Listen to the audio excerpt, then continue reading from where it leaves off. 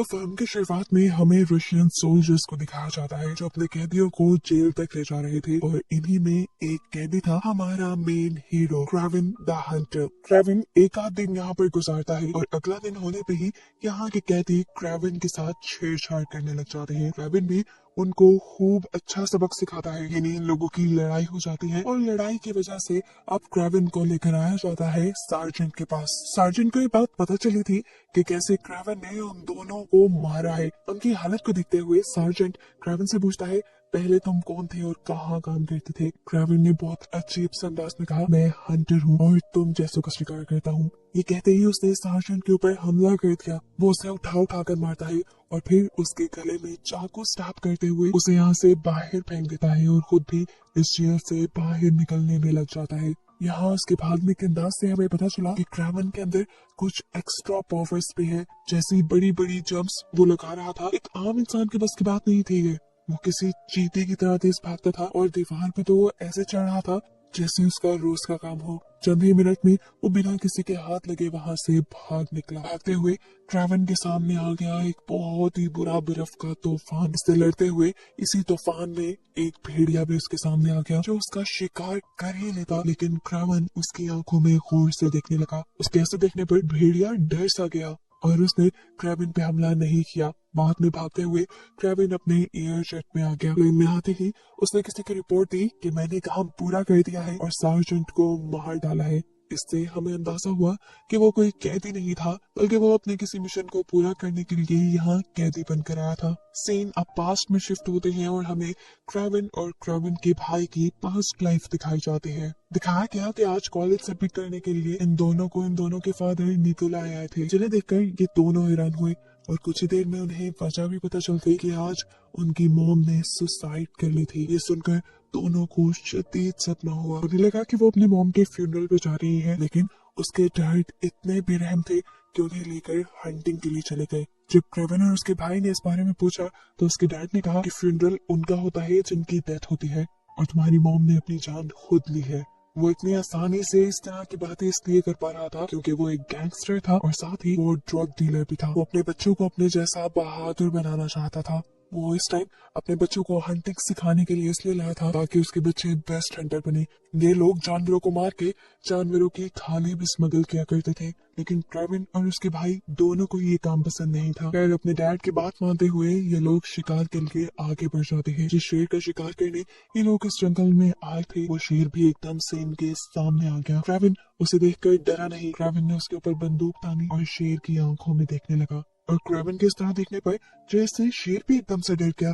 क्राविन चाहता तो बड़ी आसानी से इस टाइम शेर का शिकार कर लेता, लेकिन उसने ऐसा नहीं किया। इस शेर को मारने का उसका दिल नहीं माना, लेकिन इतने में ही पीछे से क्राविन के डैड यानी निकोलाई ने शेर के ऊपर गोली चला दी और अपने ऊपर हुए हमले से शेर को भी गुस्सा आ गया। उसने बदला लेने के लिए उल्टा क्राविन के ऊपर ही हमला कर दिया। क्राविन को झपटने में लिए वो आगे की तरफ बढ़ रहा था। अपने बेटे को बचाने के लिए पीछे से निकोलाई उस शेर के ऊपर शूट करता रहा, लेकिन फिर भी शेर ने हार नहीं मानी और वो क्राविन को घसीटते हुए दूर ले गया। फिर शेर ने आकर क्राविन की बॉडी को एक जगह पर फेंक दिया और ये सब जंगल में सैर करने आई एक लड़की ने देख लिया। क्राविन को जख्मी हालत में देखकर इस लड़की ने चंद कतरे किसी खास सीरम के क्राविन के मुंह में डाले और देखने को मिला कि उससे क्राविन को बेइंतहा ताकत मिली और क्राविन खुद ब खुद ठीक होने लगा। कुछ ही देर में यहाँ रेस्क्यू टीम भी पहुंच गई जो क्राविन को लेकर जब यहाँ से जा रही थी तो उस लड़की ने क्राविन के हाथ में एक छोटा सा कार्ड रख दिया। क्राविन हॉस्पिटल भी पहुंच गया। वहाँ क्राविन का इलाज भी शुरू हो गया, लेकिन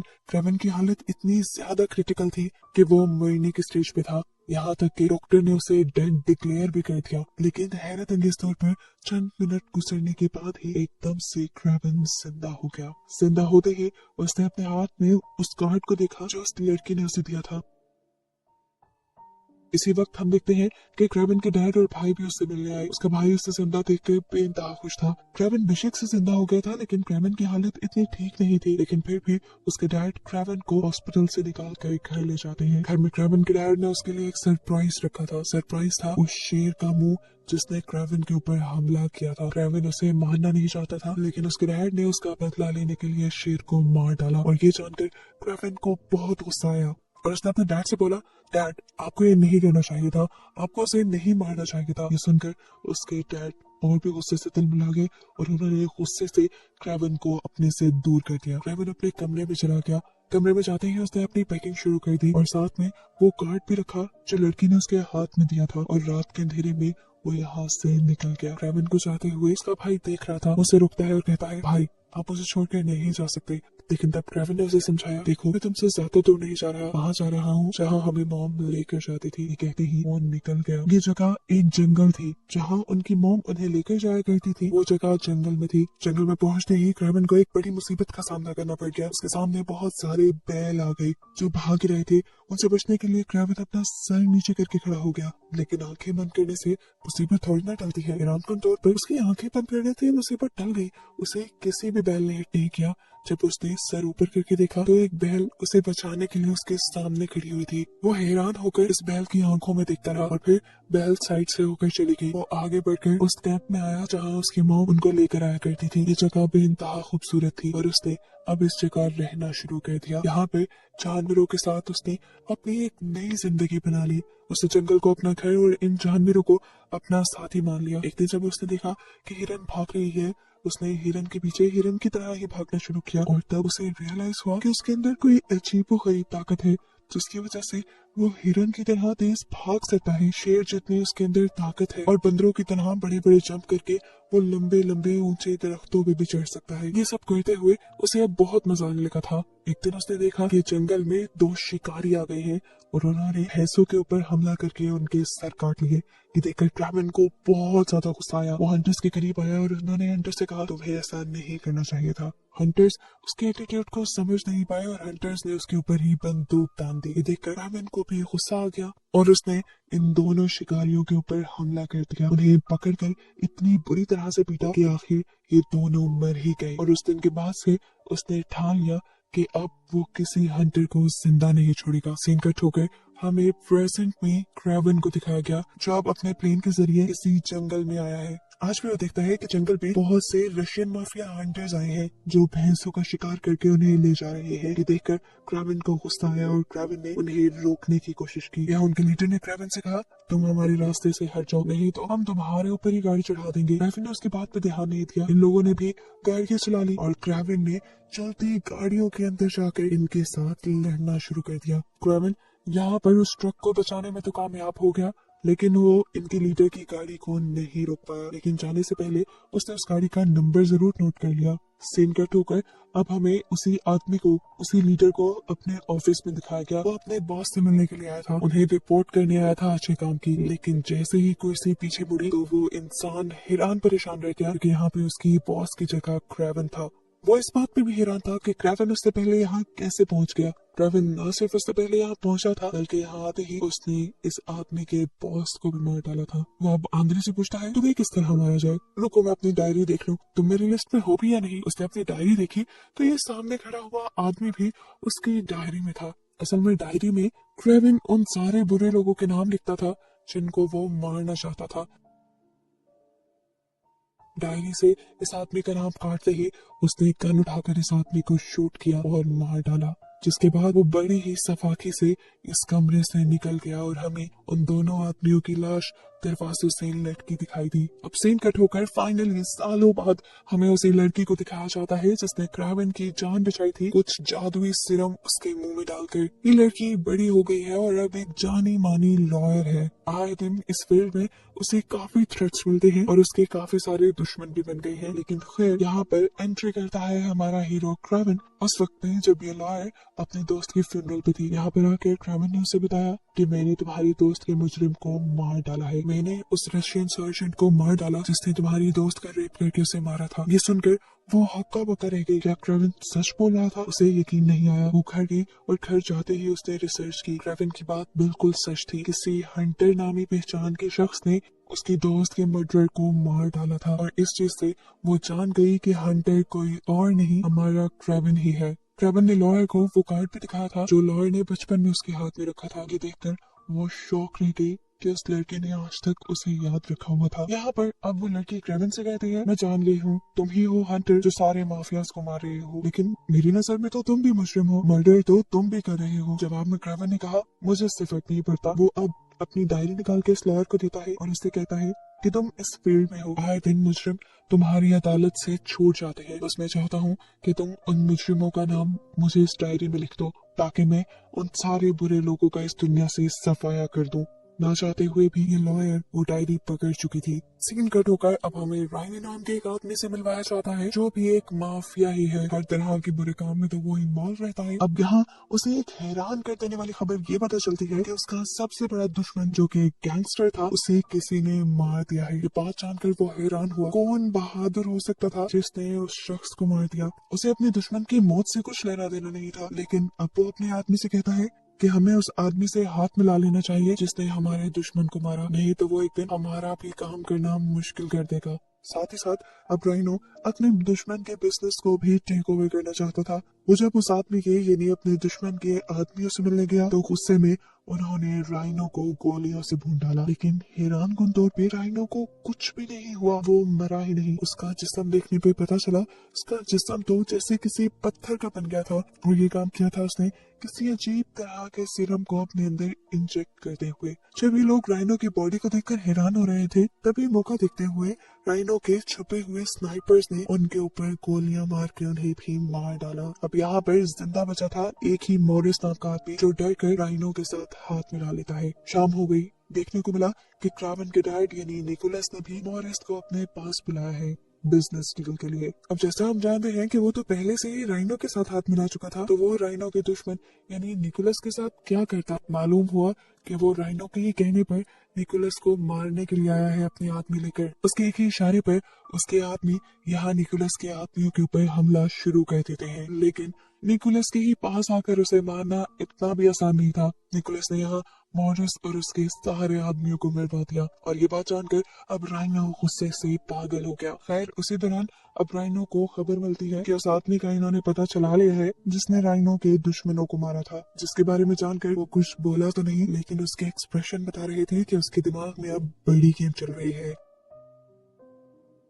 यहाँ देखने को मिला कि क्रेवन दीवारों पर चढ़ते हुए खिड़कियां फैलाते हुए अपने भाई के पास आया है, क्योंकि आज है उसके भाई का बर्थडे, जो वो उसके डैड के बाहर में ही सेलिब्रेट करते हैं। ये दोनों जब सेलिब्रेट कर रहे थे तो यहाँ पर उसके डैड भी आ गए। उसके डैड ने उसे समझाया कि बेटा हम फैमिली है, तुम हमसे इतना दूर क्यों चले गए हो, तुम्हें हमारे पास आकर रहना चाहिए। लेकिन उनकी बातों का क्रेवन पर कोई असर नहीं था। फिर इन्होंने अपनी पार्टी एंजॉय की, जिसके बाद क्रेवन अपने भाई को छोड़ने के लिए घर आया, क्योंकि उसका भाई बहुत ज्यादा ड्रंक था। वो वापस जाने ही वाला था कि उसके भाई ने उसे रोक लिया, कुछ इस तरह से कि वो इनकार ही नहीं कर पाया। अपने भाई की बात मानते हुए वो जाकर सोफे पे सो गया, लेकिन वो जंगल में रहने का आदी हो गया था। सोफे पे उसे कैसे नींद आती? उठकर वो बाहर गार्डन में गया और वहां सो गया।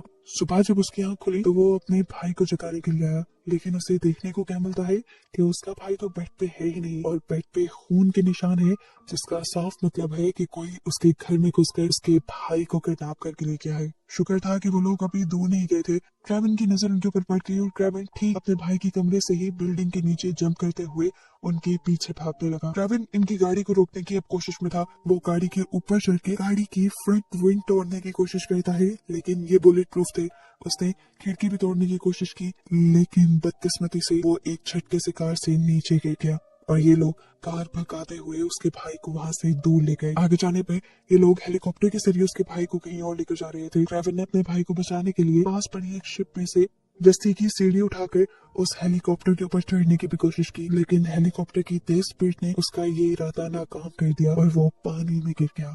पानी से निकलकर परेशान क्रेवन अब लॉयर के पास आता है और उसे सारा मसला बताता है कि किस तरह किसी ने उसके भाई को किडनैप कर लिया है। वो यहाँ पर इसलिए आया था कि लॉयर पता करवाए कि आखिर वो कौन है जिन्होंने उसके भाई को किडनैप करवाया है। उसे कहने के मुताबिक लॉयर अपने आदमी के जरिए उसे पता भी करवा देती है कि इस टाइम उसका भाई है कहाँ। खैर ये बात तो क्रेवन को अपने डैड के जरिए भी पता चल गई थी कि उसके भाई को किडनैप करने वाले भी माफियाज हैं और उन्होंने पैसों के लिए उसके भाई को किडनैप किया है। वो अपने डैड से कहता है तो हाँ फिर प्रॉब्लम क्या है, दे देना आप उन्हें पैसे। जवाब में उसके डैड बोले अगर मैंने उन्हें पैसे दे दिए तो वो मुझे कमजोर समझेंगे, और मैं कमजोर साबित नहीं करना चाहता अपने आप को, चाहे इसमें मेरा बेटा क्यों न माना जाए। ये सुनकर क्रेवन को बहुत ज्यादा गुस्सा आया और वो समझ गया कि अब अपने भाई की जान वो खुद ही बचा सकता है। सीन कट होकर दिखाया गया कि एक आदमी ने आकर उस लॉयर को किडनैपर्स के बारे में और इन्फॉर्मेशन दी है, उनकी लोकेशन तक का पता चला लिया है। ये देखकर वो लॉयर बहुत खुश हुई और देखने को मिला कि सिर्फ 5 मिनट बाद ही वही आदमी जाकर राइनो के एक बंदे से मिला और यहाँ पे हमें ये रिवील हो गया कि असल में वो किडनैपर कोई और नहीं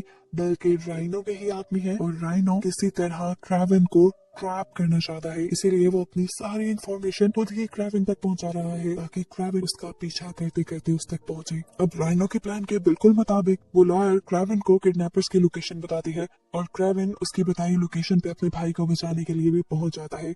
वहां पहुंचते ही उसने गार्ड्स से लड़ना शुरू कर दिया। गार्ड्स के पास गन्स भी थी हालांकि, लेकिन फिर भी क्रावन बहुत ही आसानी से एक वक्त में दो गार्ड्स से लड़ पा रहा था। वो 2 गार्ड्स को मार के उनकी स्नाइपर ले लेता है और उससे बाकी लोगों को मारते हुए उस रूम तक पहुंचता है जहां पर उसके भाई को किडनैप करके रखा गया था। इससे पहले कि वो अपने भाई को छुड़वाता वो यहाँ इनके लीडर के साथ लड़ने लग जाता है और लड़ते लड़ते जब वो खिड़की के पास ही था तब उसे एहसास हुआ कि ये सब उसके लिए ट्रैप है, क्योंकि जिस खिड़की के साथ वो लगा वो खिड़की टूट गई और ये लोग नीचे गिर गए। इन लोगों के नीचे गिरते ही ऊपर से बहुत सारे पत्थर, बड़े बड़े पत्थर इन लोगों के ऊपर छोड़ दिए गए, जिनके अंदर दबकर राइनो को लगा कि क्रावन और उनका आदमी मारा गया होगा। उसके मरते ही राइनो बहुत ज्यादा खुश था, वो जोर जोर से हंस रहा था। वो क्रावन के भाई को भी छोड़ देता है और उसे अब क्रावन की सच्चाई बताता है कि क्रावन ही है दी हंटर जो सारे माफियाज को और बुरे बुरे लोगों को चुन चुन कर मार रहा है। सीन कट होकर दिखाया गया कि 2 लोग चेक करने गए थे कि पत्थरों के नीचे क्रावन मरा भी है या अभी तक जिंदा है और हैरान कुन तौर पे क्रावन अभी भी जिंदा था और इसके पीछे राज थी उसकी पावर्स। वो यहाँ पे इन दोनों आदमियों से फाइट करके उन्हें मार देता है और उनकी गन लेकर बाहर को निकलता है। चलते चलते उसने लॉयर को कॉल की और बताया कि ये सब माफियाज का बिछाया हुआ ट्रैप है उसे पकड़ने के लिए और माफिया अब तुम्हारे पीछे भी पड़ गई है, जल्दी से निकलो यहाँ से। माफिया के लोगों के आने से पहले पहले वो लॉयर भी अपने ऑफिस से निकल जाती है और एक एयरक्राफ्ट के जरिए क्रावन के बताए एरिया में आ जाती है। क्रावन ने इस टाइम उसे अपने जंगल में बुलाया था जो एरिया सबसे ज्यादा सेफ था। जब ये दोनों अपने कैब की तरफ सफर कर रहे थे तो तभी अचानक झाड़ियों में से एक चीते ने निकलकर क्रावन के ऊपर हमला कर दिया। क्रावन इन चीजों का आदी था, वो उस चीते से ऐसे लड़ा जैसे वो खुद भी एक चीता हो और उसकी हिम्मत देखते हुए आखिर वो चीता ही डरकर वहाँ से चला गया। लॉयर उसकी हिम्मत और ताकत देखकर इम्प्रेस हो चुकी थी। खैर सीन कट होकर अब हमें राइनो का ऑफिस दिखाया गया जहाँ पर उसे खबर मिल चुकी है कि क्रावन अभी तक जिंदा है और उनके चुंगल से भाग चुका है। उसने बहुत सारे स्पाइस को ये पता करने में लगा दिया कि आखिर क्रावन उन्हें मिलेगा कहाँ और तब एक स्पाई ने उसे आकर एक फूल दिया। ये एक जंगली फूल था जो वहां से मिला था जहां इन्होंने क्रावन को पत्थरों के नीचे डुबाया था। उस स्पाई बताता है इस चीज से हम अंदाजा लगा सकते हैं कि क्रावन जंगलों में रहता है और जंगलों में ये फूल कहाँ मिलता है मैं अच्छे से जानता हूँ। मतलब ये कि अब माफियाज को क्रावन की लोकेशन पता चल गई है। जहाँ जंगल में अब क्रावन को लॉयर के साथ दिखाया जाता है। उससे पूछता है कि तुमने बचपन में जो मेडिसिन मुझे जो उससे पूछता है कि तुमने बचपन में जो मेडिसिन मुझे खिलाई थी क्या वो तुम्हारे पास अभी है, क्या तुम जानती हो वो कहाँ से मिलेगी? वो बहुत ताकतवर थी और मुझे आज दोबारा उसकी जरूरत है। लॉयर उसे कहती है नहीं मैं उस मेडिसिन के बारे में कुछ नहीं जानती, वो सिरम मेरी ग्रैंड माँ ने बनाया था, उन्हें जड़ी बूटियों के बारे में बहुत पता था। क्रावन उससे कहता है क्या तुम्हारी ग्रैंड माँ अभी भी ये सीरम बना सकती है? जिसका वो जवाब देती है नहीं क्योंकि मेरी ग्रैंड माँ अब मर चुकी है और इस सीरम के बारे में कोई और नहीं जानता। यहाँ देखने को मिला कि राइनो और उसके सारे लोग तेजी से जंगल की तरफ बढ़ रहे हैं जहाँ राइनो के स्पाई आदमी के पास एक खास किस्म का इंजेक्शन है जिससे वो क्रावन की जान लेने वाला है। जंगल में पहुंचकर राइनो के आदमी जंगल में चारों तरफ फैल जाते हैं और वो जगह ढूंढने लग जाते हैं जहाँ पे वो खास किस्म के फूल लगे हुए थे जिसके पास क्रावन रहता था। क्रावन भी ये बात जान गया था कि अब वो लोग यहाँ पर पहुंच चुके हैं। उसे इस चीज का पहले से भी अंदाजा था कि ये सारे माफिया कभी ना कभी उसका पीछा करते हुए यहाँ जरूर आएंगे, इसलिए पहले से पहले उसने बहुत सारे ट्रैप बना के रखे थे। राइनो के बहुत सारे आदमी उन ट्रैप्स का शिकार हो गए और बाकियों के ऊपर क्रावन ने खुद हमला करना शुरू कर दिया और उनकी चीखने चिल्लाने की आवाजों से राइनो ने अंदाजा लगा लिया कि क्रावन उनके सामने आ चुका है। यहाँ हमें पता चला कि राइनो के साथ जो दूसरा आदमी आया था जो स्पाई था वो असल में जादूगर था। जब उसका और क्रावन का मुकाबला हुआ तो वो बार बार अपने जादू से बचता रहा और अपने जादू से ही ट्रिक करते हुए उस आदमी ने क्रावन के जिस्म के अंदर वो जहरीला इंजेक्शन भी इंजेक्ट कर दिया जिससे वो बस मर ही जाता।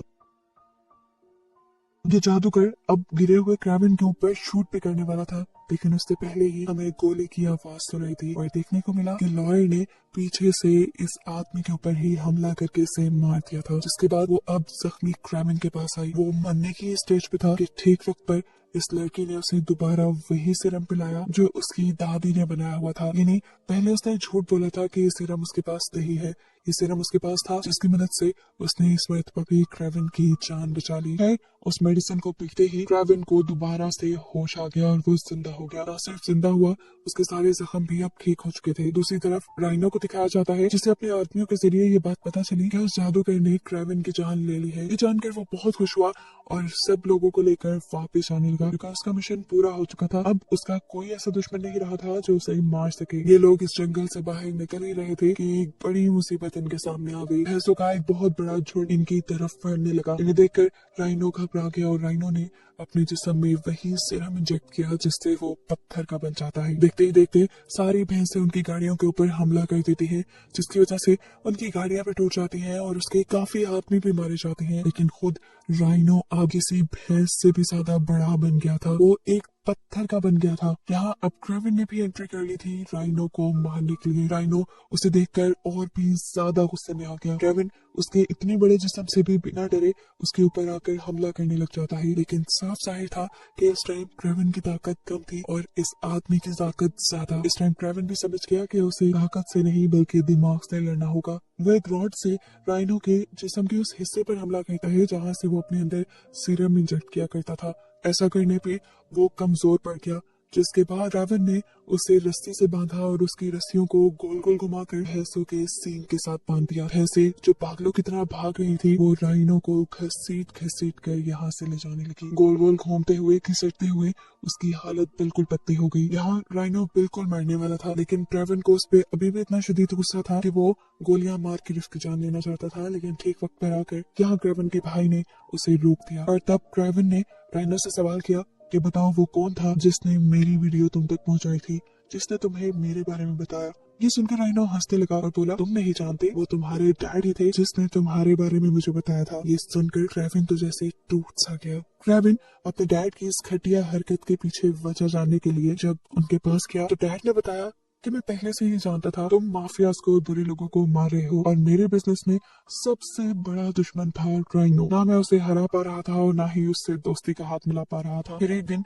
उसने मेरे ही एक साथी को मरवा दिया और उसके पूरे बिजनेस पे कब्जा कर लिया। हालांकि वो बिजनेस मेरा होना चाहिए था। गुस्सा मुझे बहुत आया, लेकिन मैं जानता था मैं राइनो से बदला नहीं ले सकता, इसीलिए मैंने राइनो को उकसाया तुम्हारे खिलाफ। मैं जानता था वो जब तुम पे और तुम्हारे भाई पे हमला करेगा तुम उसे छोड़ोगे नहीं और तुमने ऐसा ही किया। ऐसे अपने डैड के ही प्लान पे खेलते हुए क्रेविन ने अपने डैड का रास्ता साफ कर दिया था और अब उसके डैड भारी पोजीशन में थे, एक बड़े माफिया बन रहे थे और ये चीज क्रेविन को कहाँ बर्दाश्त थी। क्रेविन तो चुन चुन कर सभी बुरे लोगों को मार रहा था, तो क्या वो अपने डैड के लिए इंसाफ न करता? वो अपनी डैड की सारी बात सुनकर उठकर यहाँ से चला जाता है। इसके बाद देखने को मिला कि एक भेड़िए ने उसके डैड के ऊपर हमला कर दिया। ये हमला उसने क्रेविन के ही इशारे पे किया और क्रेविन अपने डैड को बचाने तक न आया क्योंकि वो जानता था कि उसके डैड का भी यही अंजाम होना चाहिए। जिसके बाद मूवी के पोस्ट क्रेडिट सीन में हमें क्रेविन को उसके भाई के साथ खुश दिखाया जाता है। अब वो अमन की जिंदगी गुजार रहा है। माफिया क्योंकि खत्म हो गए हैं तो उसने ऐसे काम भी छोड़ दिए। ये दोनों अब खुश है